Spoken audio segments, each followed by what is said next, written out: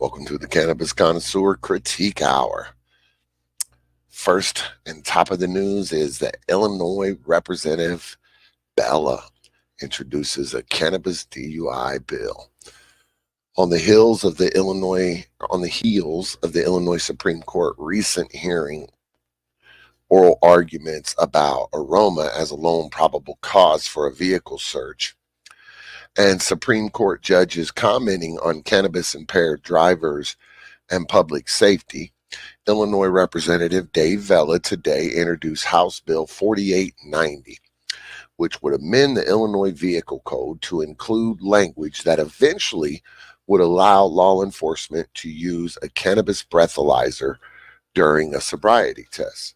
If you remember in a previous episode of the Cannabis Connoisseur Critique Hour, I told you about this new breathalyzer that's supposed to be 99% accurate. But the bill would add the word breath to the state law. Driving while under the influence of alcohol or other drug or drugs, intoxicating compound or compounds, or any combination thereof. The person has, within 2 hours of driving or being in actual physical control of a vehicle, THC concentration in the person's breath, blood, or other bodily substance other than urine. This is how it was changed. Urine used to be acceptable. Subjects, of course, to all requirements and provisions under this section. This paragraph, of course, does not apply to lawful consumption of cannabis by qualifying patients licensed under the Compassionate Use of Medical Cannabis Program Act, who is in possession of a valid registry card issued under the act, unless that person is impaired by the use of the cannabis. So, in other words, they have created this new breathalyzer that is going to be able to measure the THC concentrations in your body as long as it's within a couple hours of use. And the only way that you can get away with doing this and not getting in any trouble for it, at least, is if you have a medical cannabis license, which I do. That's good to know. There was one added sentence in the HB 4890 amendment in relation to a trial of any civil or criminal action proceeding arising out of arrest for driving while under the influence. THC concentration as either 5 nanograms or more of Delta 9 THC per milliliter of whole blood, or 10 nanograms or more of Delta 9 THC per millimeter of other bodily substance. So a lot of new laws, coming into effect on this stuff. And though the pilot research continues, detecting THC cannabis with a breathalyzer has not yet been able to reliably indicate recent cannabis use. And according to the conclusion of a small proof of concept study authored by 5 researchers and published in the Journal of Breath Research,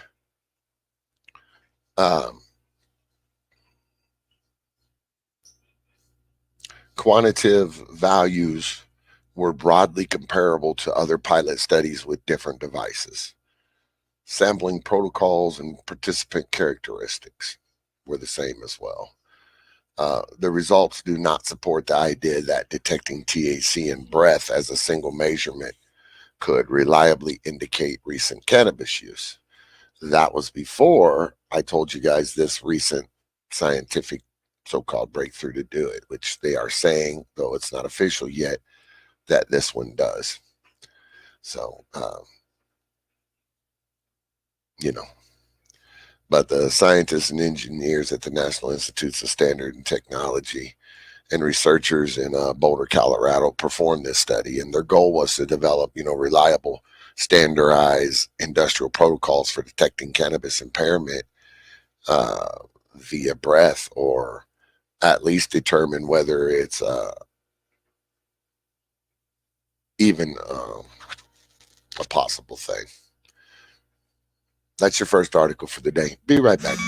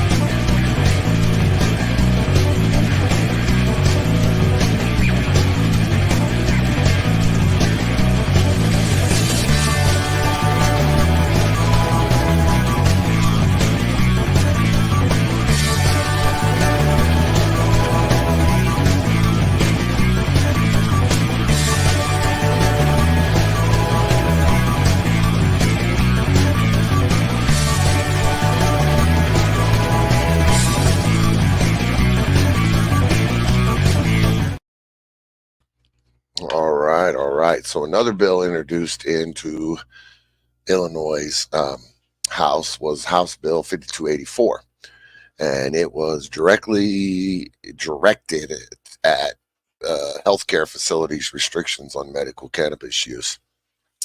If this House bill becomes law, Illinois registered qualifying medical cannabis patients would gain more rights within a healthcare facility. Late yesterday, Illinois Representative Kevin John, I don't know how to pronounce his last name, so if I murder it, forgive me, John, Aliko, introduced this bill, which would eliminate healthcare facility restrictions on medical cannabis use by registered qualifying patients. It would amend the compassionate use of medical cannabis program with the following two provisions. One would be no healthcare facility shall prohibit the use of medical cannabis by registered qualifying patients within a healthcare facility, unless the patient is receiving emergency services and care that is deemed medically necessary by the patient's healthcare provider. No healthcare facility shall unreasonably restrict the manner in which the registered qualifying patient stores and uses medical cannabis. The HB 5284 and Senate Bill 3099 have been the only two bills so far regarding improvements for registered medical patients that have been introduced into this legislative session. Vaping and smoking will still be prohibited at healthcare facilities. So if you thought like maybe you go in the hospital and you'd be able to,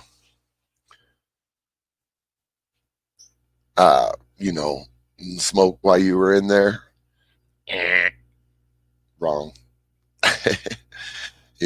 That's not that's not going to happen. So, but yeah, on to the next article, guys. Another bill that was out there, HB 4211, specifies requirements for consolidated transport centers. So before I go any further, in layman's terms, what they're getting ready to try to do is make delivery of cannabis in this state legal, which would be great. There's other states that can do it, and that opens up a whole new platform of different jobs that'll be available to people, including myself, when they do that. So Representative Robert Bob Rita introduced this bill, which amends the Cannabis Regulation and Tax Acts and specifies requirements for consolidated transport centers, including operating documents, security plans, facility requirements, plant monitoring, prohibitions on ownership, and prohibitions on offering things of value to certain persons and license.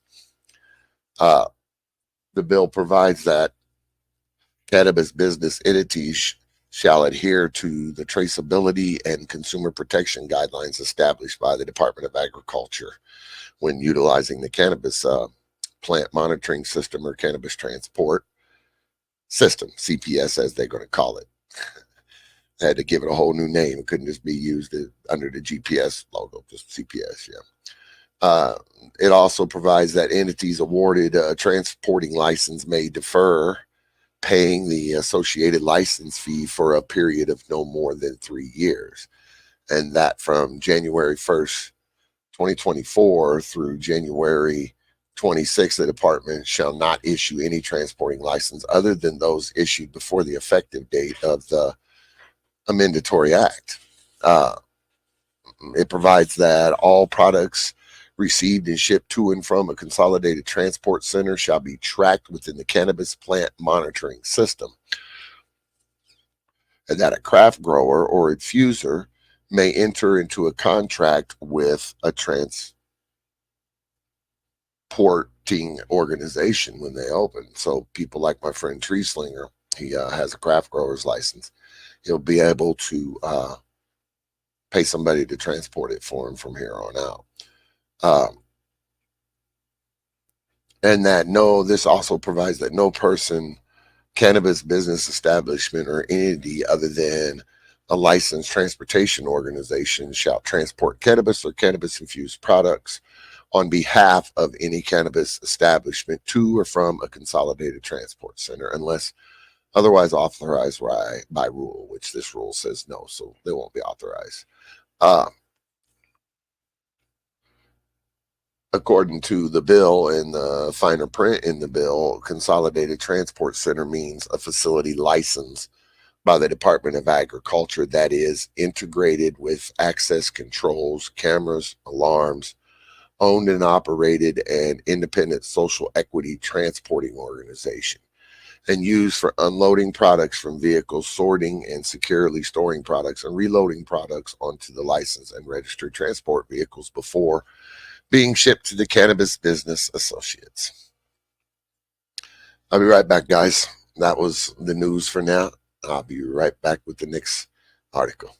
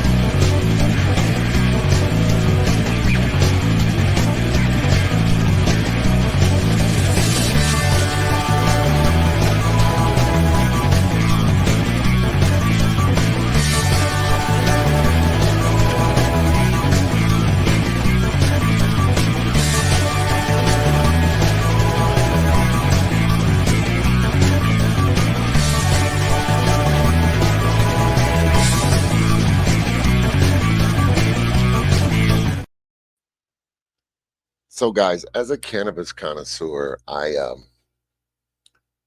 represent a few companies that are involved in the cannabis industry, and um, I know a lot of people, and a lot of these people know that I have some legal knowledge. Um, I am routinely actually asked legal questions about new and novel products or new laws or whatever else, and in 2015. Around that time, 2016, I was primarily getting calls about CBD because it was a new and novel product at the time. Within a couple years, though, we started receiving calls about what people back then were calling smokable hemp. But lately, most of the calls and messages I get have been about Delta 8 and Delta 10 THC.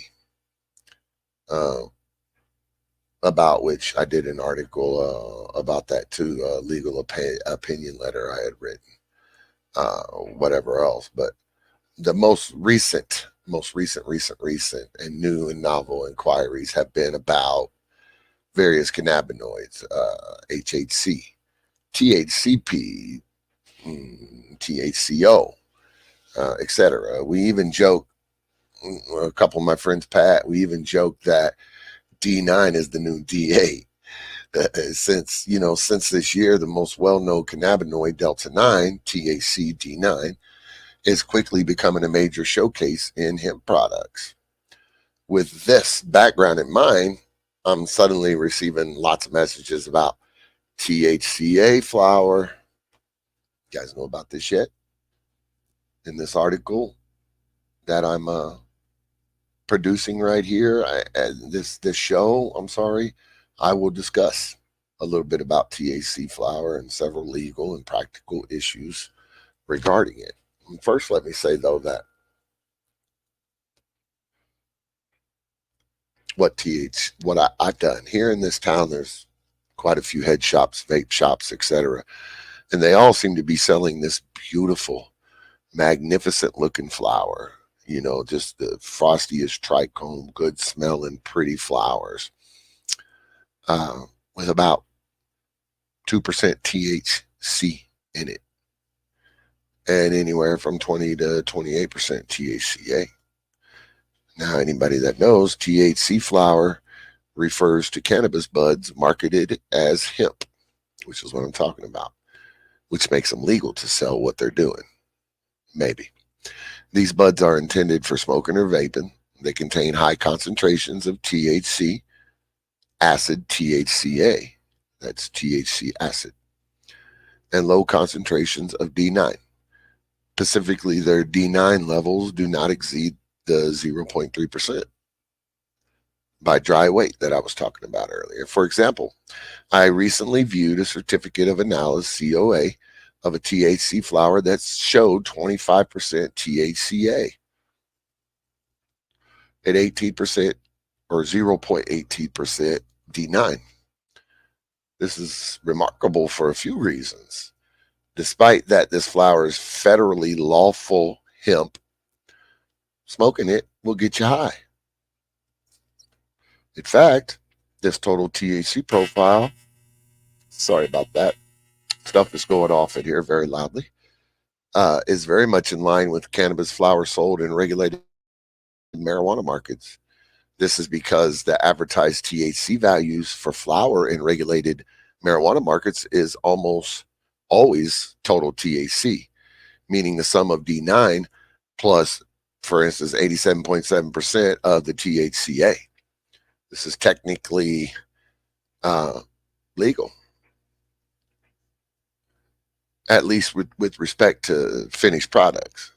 An issue that does not impact the analysis of this show and the thing I'm talking about, but which may ultimately impact the industry at large. Okay, so recently I reviewed a certificate of analysis for a sample of Durban poison, and one of the most popular marijuana strains of all time. It's typically advertised as having THC concentrations between 15 and 25%. The THC concentrations in Durban poison certificate of analysis that I saw were 20.67%, right in line with what would be expected from this strain. The total amount of THC, the D9 level, was only 1.24%. The rest of the THC was in the form of THCA, which registered at 22.15%. This profile is typical for marijuana flower THC. This is advertised in marijuana almost always refers to total THC, of which THCA is also found in the highest concentrations. Although THCA does not have an intoxicating effect by itself when ingested, the reason this total THC profile is acceptable to marijuana smokers is that THCA converts to THC or D9 THC when heated in a chemical process called decarbolization. Smoking or vaping creates sufficient heat to convert some of the THC to D9. THCA, I'm sorry, to D9 THC, and in summary, THC hemp flower is really and technically and scientifically no different from marijuana flower currently sold in the medical and recreational marijuana dispensaries in states with regulated marijuana market. The short answer is THCA under federal laws is legal. And these buds they're selling is legal, and that's why they're selling them. The idea that there are legal hemp buds that are no different from illegal marijuana buds seems counterintuitive. But proving that this is true involves a very straightforward analysis. If we go back and look at the 2018 Farm Bill, it distinguishes by letter of the law legal hemp from illegal marijuana solely by reference to its D9 levels. Specifically, hemp is cannabis with no more than 0.3% D9 by dry weight. So a hemp bud with a THC level, not D9 or THC, of 20% and D9 levels of 0.15% falls squarely within the 2018 Farm Bill's definition of hemp and is legal under federal law. In fact, the DEA specifically agreed that cannabis material meeting this definition is lawful. In a letter written to Shane Pennigan, head of Colorado something or another, colleagues, I don't remember, in 2022, the DEA stated that material that is derived or extracted from the cannabis plant, such as a tissue culture or any other genetic material that has a delta 9 THC concentration of no more than 0.3% on a dry weight basis, meets the legal definition of hemp. and is thus not controlled under the Controlled Substance Act. This is not the first time the DEA has confirmed that the sole factor distinguishing lawful hemp from unlawful marijuana is its D9 concentration. In addition to confirming this standard in both a letter to the Alabama Board of Pharmacy and a public statement to the Florida Department of Agriculture and Consumer Services, both of which can be viewed by looking on the DEA's official site at the Eternum Final Rule or whatever regarding hemp. But that rule stated that marijuana is limited to only include cannabis or cannabis-derived materials that contain more than 0.3% THC. In summary of all this, though, harvested cannabis flower with a D9 concentration of that 0.3% meets the legal or less than that meets the legal definition of hemp and is not controlled under the federal law, regardless of its THCA levels. I mean, the obvious response to all this is, what about the USD requirement that hemp must pass a test prior to it being harvested to ensure that its total THC concentrations do not exceed that 0.3%? Well, I mean, the USDA mandates that pre-harvest hemp compliance tests take into account the potential THC in a sample by requiring the tests to take account of the total THC derived from the sum of the THC and the THC content. Shall be determined and reported on a dry weight basis, is I think how their law is written. But based on the USDA's requirement for total THC testing, it seems that hemp flower with high THC A levels should not be lawful, right? The answer is still not necessarily. The USDA rule only applies to hemp production, which means hemp cultivation. The USDA does not regulate hemp once it has been harvested, and its testing regulations do not apply to hemp that has been harvested. Provided that a pre-harvest hemp sample passes the total THC test, it is lawful hemp, regardless of THCA concentrations present in the harvested material. Interestingly, though, the DEA and the USDA seem to be at odds about this issue. As discussed above, the DEA does not seem to care if cannabis material was grown by a licensed hemp grower or whether it even passed a pre-harvest test. In stark contrast to the USDA, the DEA solely relies on the D9 concentrations of cannabis materials in determining their legal status, regardless of whether they passed a USDA pre-harvest test or even if they were all tested, or even if they were tested at all before harvest. In any event, and regardless of this interagency dispute, the facts remain that harvested hemp is not subject to total THC standard under federal law. The only metric that matters is the concentration of D9 THC under federal law. I mean, I've discussed this issue at length with many different people, including the various ways in which hemp bud from a compliant hemp crop can have total THC levels in excess of 0.3%. But, I mean, although THCA hemp flower is lawful under federal law, there are still some important issues and considerations to be aware of.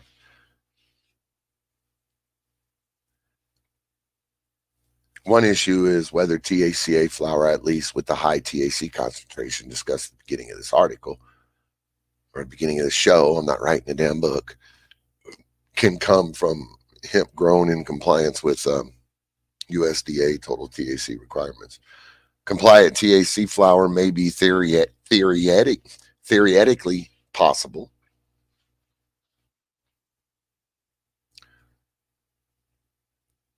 I say theoretically because it really don't exist. Consider this, guys. Consider a physics exam. a physics example. I mean, not exam. Although absolute zero can technically exist, it has yet to be attained in a laboratory setting. THCA flower may be like absolute zero, lawful in theory, but unattainable in the real world due to the testing limitations. I am fortunate to know, I think, some of the best cannabis growers and genetic producers in the world. And I've had discussions and asked some of them about this issue, and most seem to think it is unlikely that a plant with the THC concentrations in 20% zone will pass a pre-harvest USDA total THC test, regardless of the genetics or the testing methods used, though they do not rule out the possibility. At least one of them offered that perhaps compliant hemp flower could be sprayed with THCA extract. Something for you to think about. It's important to reiterate that the DEA considers all cannabis material with D9 levels exceeding that 0.3% by dry weight to be, or not exceeding that, to be lawful hemp, regardless of whether or not it was grown by a licensed hemp producer and or if it passed a USD total THC pre-harvest test. As I mentioned above, this disagreement between the two is an unsettled area of the law. Another issue that derives from this is whether THC flower is lawful under your state's laws. The answer depends on the state in question, actually. It is absolutely clear that you can lawfully transport THCA flower through a state regardless of its hemp laws. This is because the 2018 Farm Bill states that no state or Indian tribe shall prohibit the transportation or shipment of hemp or hemp products produced in accordance with Subtitle G of the Agricultural Marketing Act 1947 or something like that. But individual states may restrict or even downright prohibit it. THC flower is completely lawful in some states such as North Carolina, which does not contain a total THC standard for hemp in any of its statutes or regulations. On the other hand, THC flower is restricted in some states such as Oregon, which use a total THC standard for post-harvested hemp. The legal status of THCA flower in some states can be tricky to determine due to the way that their hemp laws and regulations are written. For instance, under Pennsylvania's hemp plan, a permitted hemp processor may only receive or use cannabis material that passes a total THC test. However, this rule only applies to permit holders, since retailers of finished hemp products are not required to have a hemp permit. The total THC requirement does not appear to apply to them for now. In summary, again, the laws and regulations of given states determine the extent to which THC flower is unlawful. This can sometimes be difficult to determine, which leads to the final issue, confusion and misunderstanding about hemp laws. So what if THCA is lawful in my state, but law enforcement disagrees? Might be one of your questions. It's an issue to consider. It produces confusion by law enforcement and state regulators about the legal status of THCA flower. Many people in the hemp industry, including some hemp lawyers, contend that hemp flower is only lawful if it passes the total THC test. As discussed above, this is wrong under federal law and the laws of some states. Given that this issue is confusing even to experienced hemp lawyers, you can imagine its misunderstanding is compounded by law enforcement and even regulators, many of whom do not know or care about or for hemp or marijuana in any form. In practice, this means that someone lawfully selling THCA flower may experience problems, including prosecution from law enforcement when seized and tested using gas GC, what do they call it? Chromatography, I think. The standard for which most state crime labs use. THCA flower will show very high D9 levels. This is because with the gas test, they heat up the sample. They have to heat it up to test it. You understand?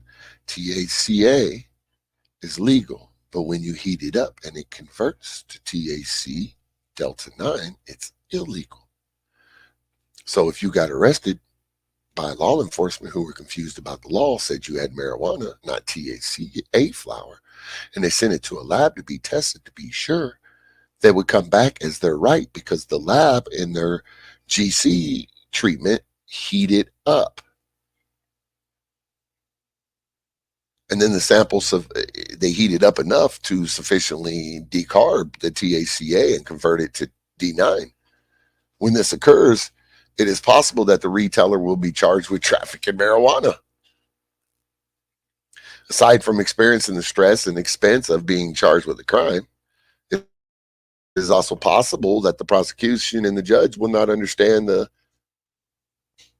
subtleties of the law, and the retailer will be found guilty regardless of the fact that THCA is lawful in the jurisdiction.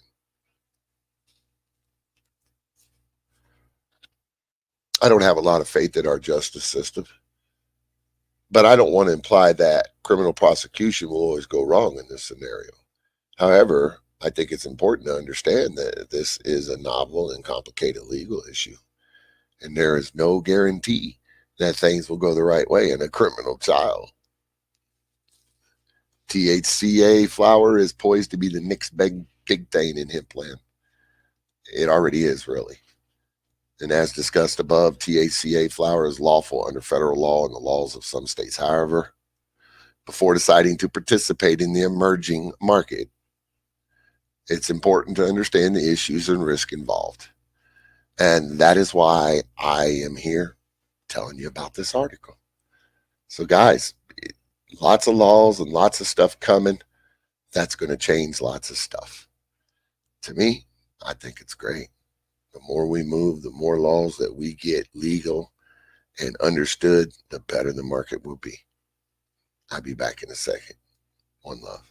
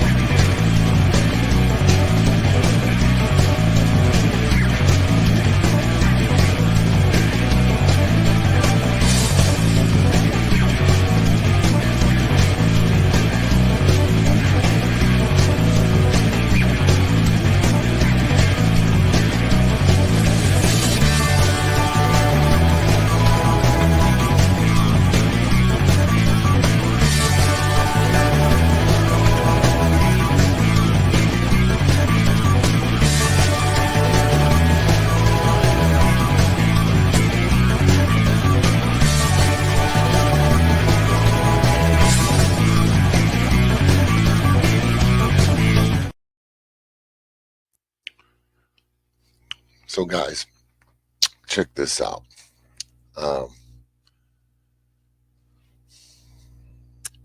The food and drug. I just recently ran across an article that it sounds good in its essence, but in the underlining meaning, it didn't sound too good about me. Something kind of freaked me out about it.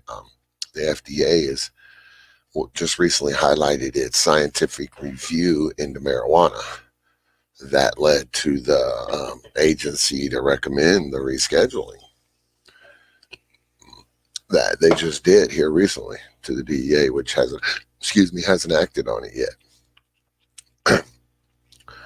A process that involved a comprehensive analysis of research, as well as looking into, this is the important part, as well as looking into hundreds of posts on social media platforms to see how consumers described cannabis therapeutic impact.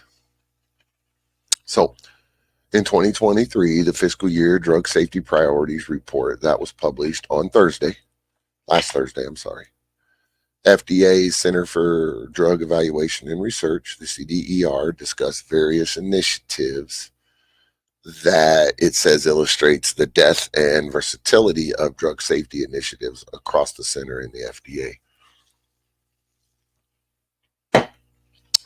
That includes the cannabis analysis that was conducted under a 2022 directive from President Joe Biden.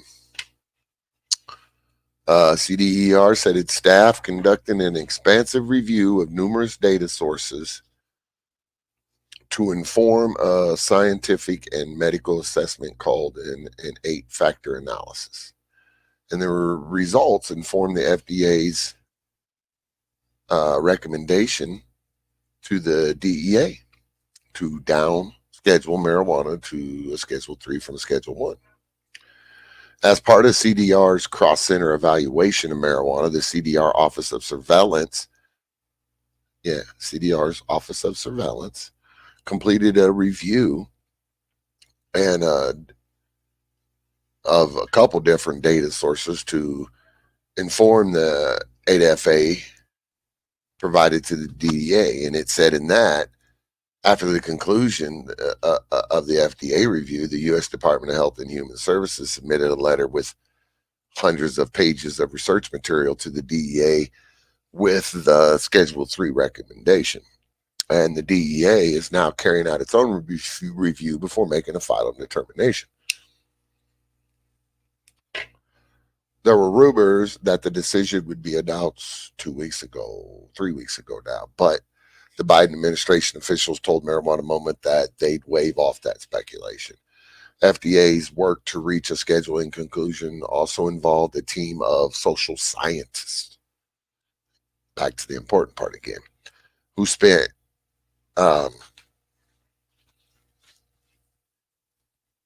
6 months conducting a detailed analysis of online and social media conversations occurring about marijuana. Probably some of them that we have had before. This 6-month study involved manually analyzing hundreds and thousands of posts on publicly available online and social media platforms. They made sure to put publicly in quotation so you know that they supposedly didn't read private ones. To provide context directly from users regarding marijuana, including its effectiveness for several therapeutic purposes, such as anorexia, anxiety, nausea, pain, and non-medical purposes, it benefits and negative effects, experiences with access, it says. Separately, the new FDA report said that the agency completed an assessment of capabilities and usefulness of a variety of pharmaceuticals and drug utilization data sources for monitoring the safety of unapproved cannabis-derived products.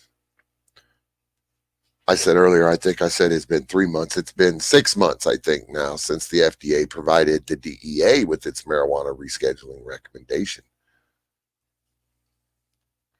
But still, the timing of a final decision is uncertain.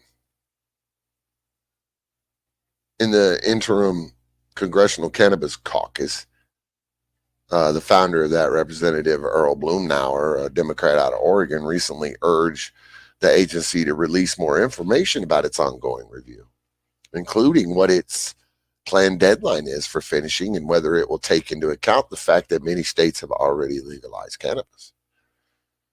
The correspondence came in response to a recent assertion from the DEA that it has final authority on the rescheduling decision,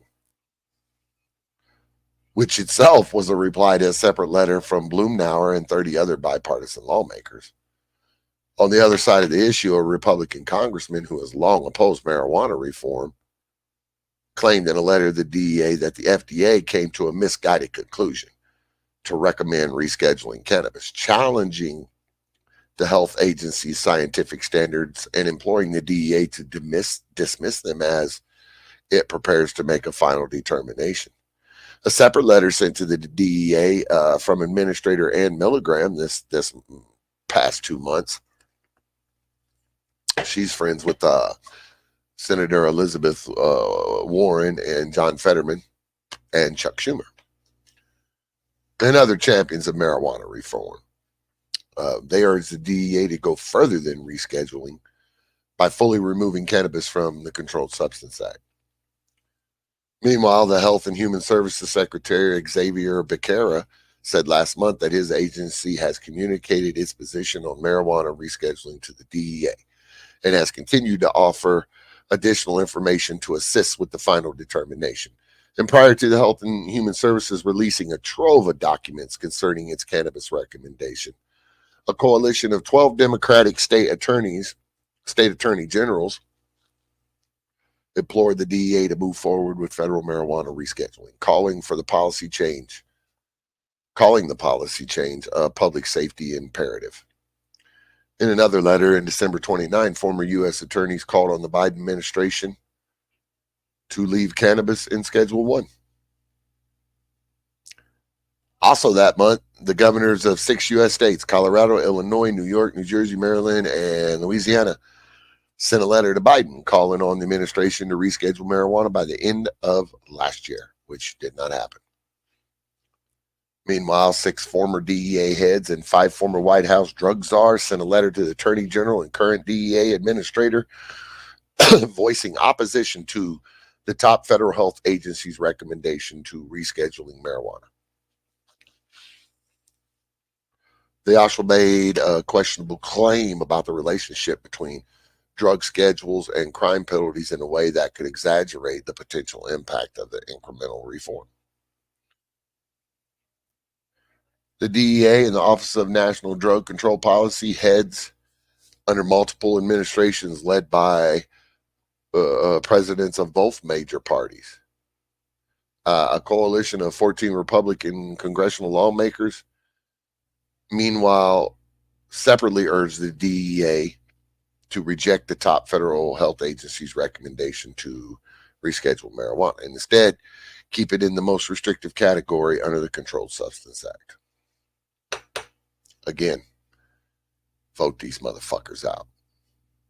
A recent poll that found that about 1/3 of marijuana consumers say they would go back to the illicit market if cannabis was rescheduled and only made legally available as an FDA-approved prescription drug. Another recent survey found that President Joe Biden stands to make significant political gains if marijuana is rescheduled under his administrative directive. Of course, Biden doesn't control the final outcome of that, though the DEA does. The president has routinely touted his 2022 scheduling directive, as well as a mass pardon he granted for people who've committed federal marijuana possession offenses. He followed up on the action in December with a renewed and expanded pardon proclamation. And the Justice Department has already begun issuing certificates for people who applied under the second round. Vice President Kamala Harris' office has been reaching out to people who've received the cannabis pardon, seeking assurance that the Justice Department certification process is going smoothly and engaging in broader discussions about cannabis policy reform, according to a pardon recipient who was contacted.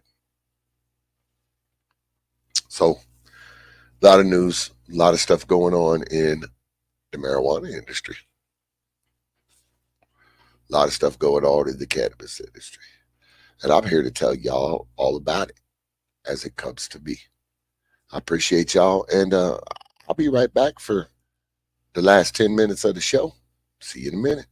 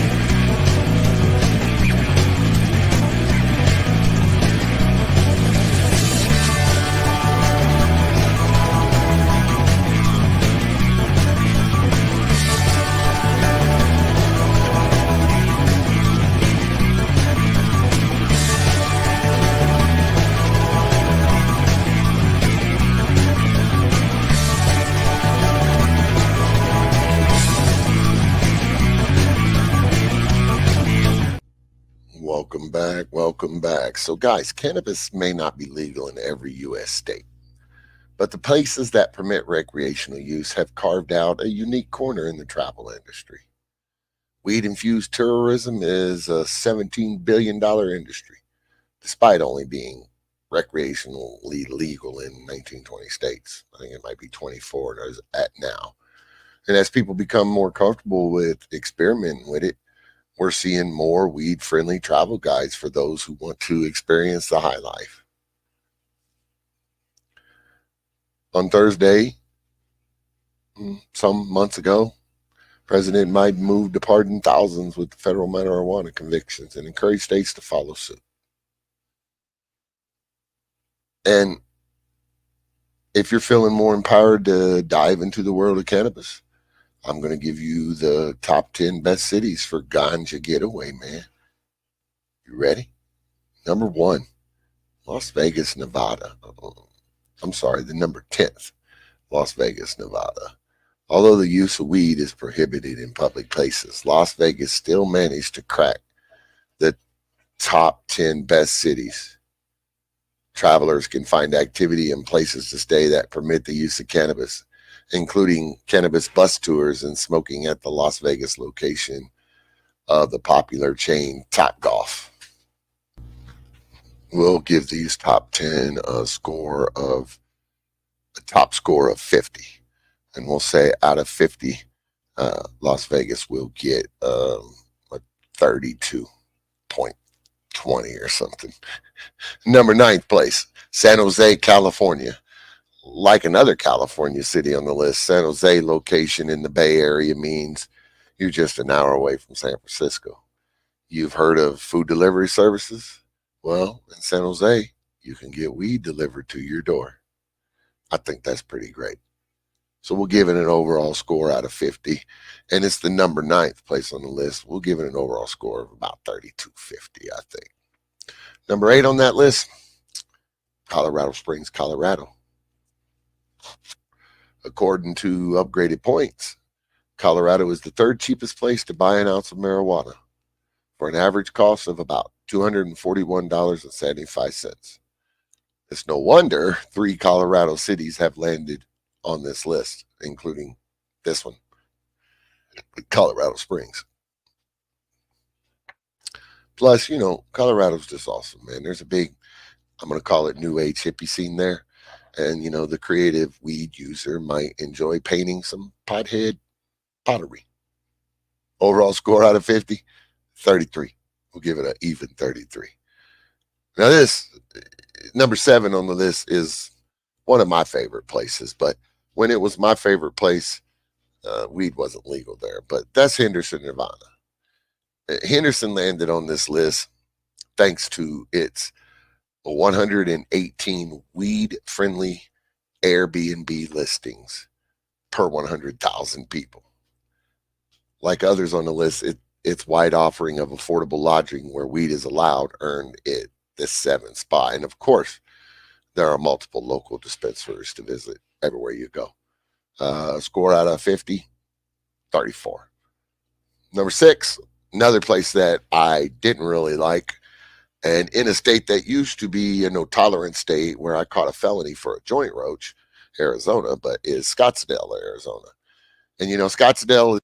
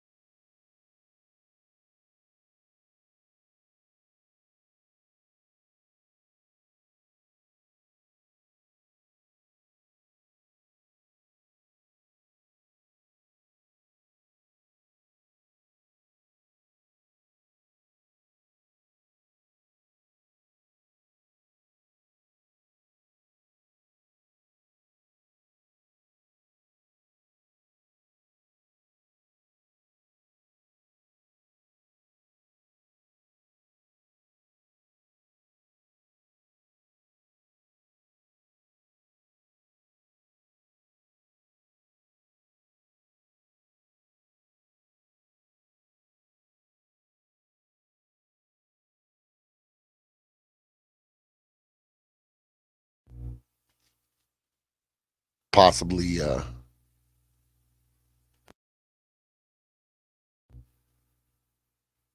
have not been here. I think my microphone might have been off this whole show.